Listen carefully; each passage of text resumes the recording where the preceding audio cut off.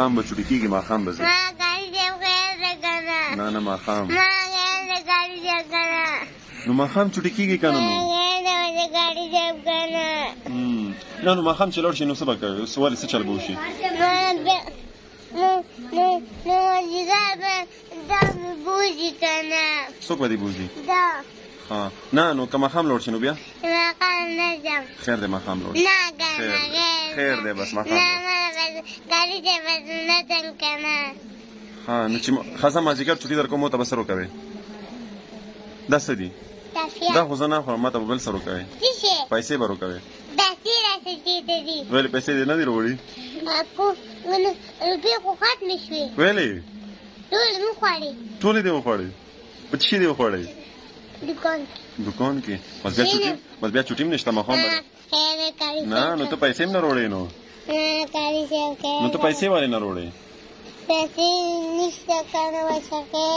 که تاسو خپل آنلاین قرآن او دینی علوم زده کول غواړئ او یا خپلو بچیانو کشرانو ته په خپل کور کې په خپله نګرانۍ کې آنلاین د قرآن حفظ ناظرات تجوید قاعده مسنون دعاګانې د اودس د غسل مسایل څومره چې دینی مسایل دي دا ور زده کول غواړئ نو هم نن زموږ په دې بیت العتیق آنلاین قرآن اکیډمۍ کې ایډمیشن وکړئ داخله وکړئ تاسو که د دنیا په هر ګوټ کې په هر ځای کې هم نن زموږ په دې اکیډمۍ کې داخله وکړئ ان شاء الله العظیم په احسن طریقه سره په بهتره طریقې سره به تاسو کشرانو ته تاسو ته دینی زده کړې درکول کیږي د ډېر وخت چانه قرض راواخله او ورشه هغه تور کپړو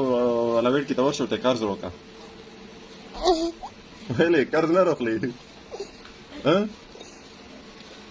قرض راواخله ما تیار وکړه ماښام نو مازدیګر به چوټي درکړم او که پیسې نه راکوې نو بیا چوټي نشته بیا به تر ماښامه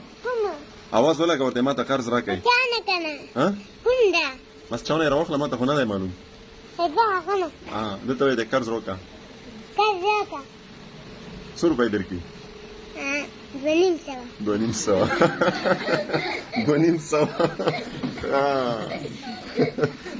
ورشه چې درکوي که نه اواز ورته وکړه کښېنه دلته ورته 2,500 کاري ته خپلې نه ورکوي تا والا ورکوي خپلې ولې نه روړې کور کې نشته ولې چاچو سره دې نشته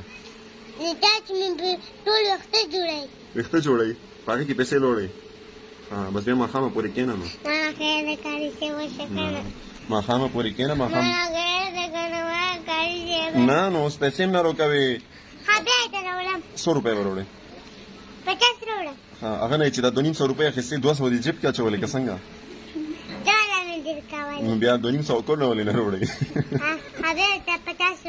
50 راوړې صرف 50 صرف 50 2,500 به راوړې